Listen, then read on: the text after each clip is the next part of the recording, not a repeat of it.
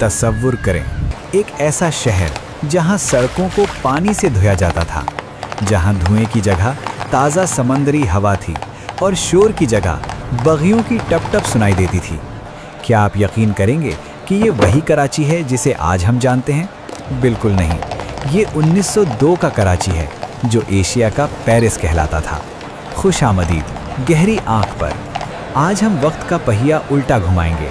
हम चलेंगे आज से तकरीबन 120 साल पीछे, एक ऐसी दुनिया में जहां कराची की सड़कें लंदन और न्यूयॉर्क का मुकाबला करती थी। अपनी कुर्सियों की पेटियां बांध लीजिए, क्योंकि तारीख के ये औराक आपके होश उड़ा देंगे।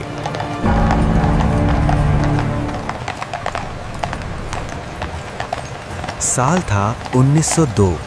बरतानवी राज का सूरज पूरी आबोताब से चमक रहा था। जरा सोचिए, एल्फिनस्टोन स्ट्रीट पर शाम ढल रही है, गैस के लैंप्स झिलमिला रहे हैं, गोरे अफसर और अमीर पारसी सेठ अपनी चमचमाती बग्घियों में घूम रहे हैं। उस वक्त के कराची में गंदगी का नामो निशान नहीं था। सुबह सवेरे म्यूनिसिपैलिटी के मुलाजिम सड़कों को ऐसे चमकाते थे जैसे कोई अपना घर साफ करता हो। मैरीवेदर टावर अभी नया नया तामीर हुआ था और उसकी घड़ी की टिक टिक पूरे इलाके में सुनाई देती थी। ये वो दौर था जब कराची की आबादी मुश्किल से 1 लाख थी, मगर इसका रुतबा किसी सल्तनत से कम नहीं था। लेकिन सबसे हैरानकुन मंजर था यहाँ की ट्रैम। 1902 में कराची की सड़कों पर भागम भाग नहीं थी, बल्कि एक अजीब सा ठहराव था। ट्रैम वे लाइन पर चलती वो सवारी कराची की पहचान थी। लोग कहते हैं कि उस वक्त कराची की फिजा में इतना सुकून था कि आप सड़क के उस पार खड़े शख्स की सांस भी सुन सकते थे। मगर ये तस्वीर का सिर्फ एक रुख है। रोशनियों और सफाई के पीछे 1902 के कराची में कुछ इलाके ऐसे भी थे जहां अंग्रेज़ों को जाने की इजाज़त नहीं थी, जहां रात होते ही एक अलग दुनिया आबाद होती थी, एक ऐसी हकीकत जो तारीख की किताबों में अक्सर छुपा दी जाती है। जैसा कि हमने पिछले हिस्से में बताया, 1902 का कराची सिर्फ चमकती सड़कों का नाम नहीं था। उस वक्त अंग्रेज़ों ने शहर को 2 हिस्सों में तकसीम कर रखा था।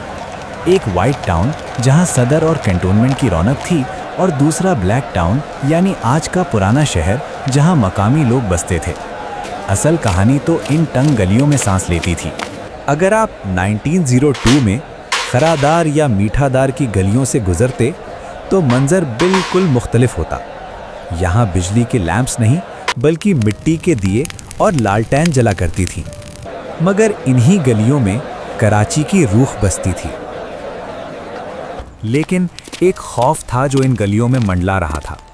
1896 के ताउन यानी वबा ने कराची का नक्शा बदल दिया था।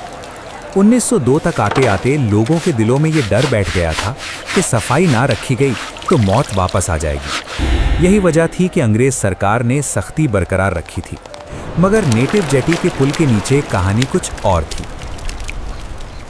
नेटिव जेटी का पुल, जहां से लोग अपने गुनाहों का बोझ उतारने के लिए गोश्त और सिक्के समंदर में फेंकते थे। 1902 में ये माना जाता था कि यहाँ समंदर के नीचे कुछ ऐसी ताकतें हैं जो शहर की हिफाजत करती हैं। मछेरे कहते थे कि रात के पहर जब खामोशी छा जाती है तो पानी से अजीब आवाज़ें आती हैं। ये वो वक्त था जब कराची एक आम बंदरगाह से बढ़कर एक पुरइसरार शहर बनता जा रहा था। यहाँ हर रोज़ नए चेहरे आते थे और पुराने राज दफन हो जाते थे।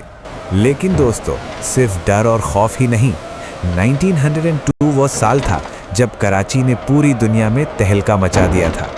क्या आप जानते हैं कि उस वक्त कराची को क्वीन ऑफ द ईस्ट क्यों कहा जाने लगा? वजह थी गंदुम। कराची की बंदरगाह से इतना अनाज बाहर जाता था कि पूरी बरतानवी सल्तनत की भूख मिटाई जा सकती थी। पैसा पानी की तरह बह रहा था और इस दौलत ने शहर में कुछ ऐसी इमारतें खड़ी कर दी थी जो आज भी हमें हैरान करती हैं। इन्हीं इमारतों में से एक इमारत ऐसी थी जिसके नीचे कहा जाता है कि अंग्रेज़ों ने बागियों को सज़ा देने के लिए तहखाने बनाए थे। वो जगह जो आज हमारे लिए सिर्फ ख़रीदारी का मरकज़ है, लेकिन 1902 में वहाँ खून और खौफ की तारीख लिखी जा रही थी। वो इमारत कौन सी थी?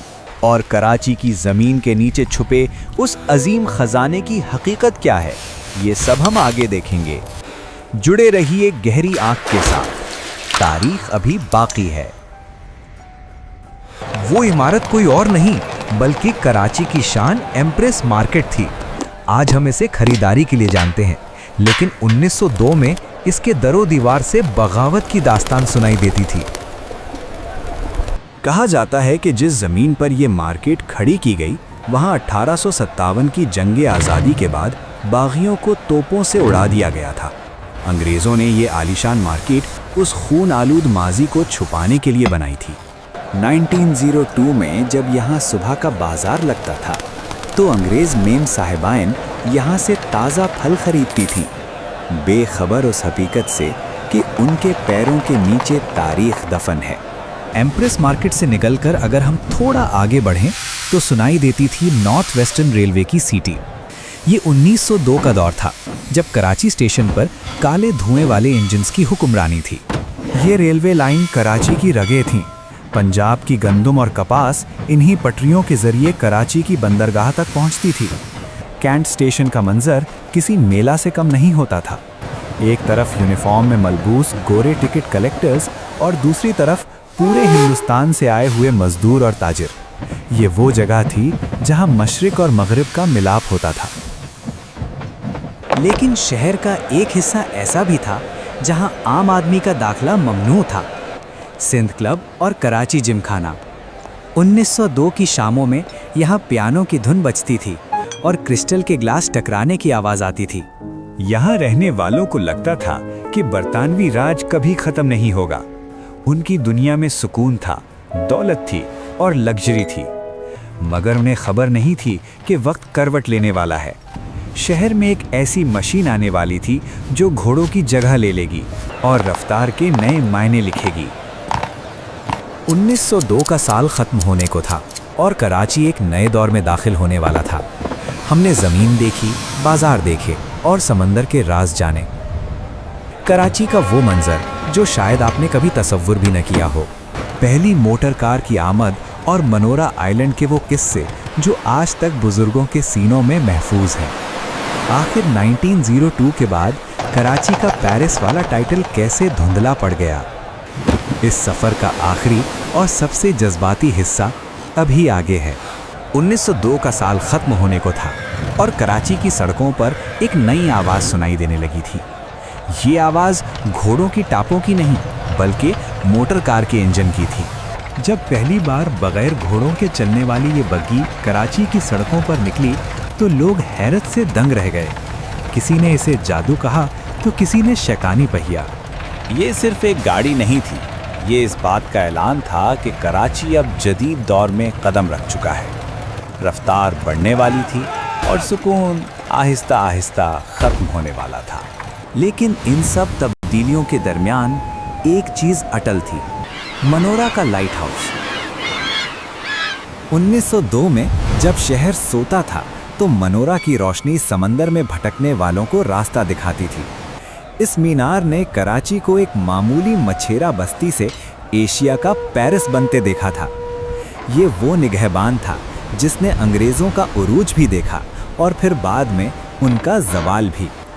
अगर मनोरा की दीवारें बोल सकती तो वो हमें बताती कि असल कराची कैसा था। आज जब हम 1902 की तस्वीरों को देखते हैं तो दिल में एक सवाल उठता है, वो शहर कहाँ खो गया? वो सड़कें जो पानी से धुली जाती थीं, वो डिसिप्लिन, वो नज़ाकत, क्या वो सिर्फ अंग्रेज़ों के साथ चली गई? कराची वही है, समंदर वही है, हवा वही है, मगर शायद हमने उस एहसास को खो दिया है जो इस शहर को अपना घर समझता था। 1902 का कराची हमें ये याद दिलाता है कि ये शहर सिर्फ ईंटों और पत्थरों का ढेर नहीं, बल्कि एक जिंदा तारीख है। तारीख के सफ़र में हमारे साथ चलने का शुक्रिया।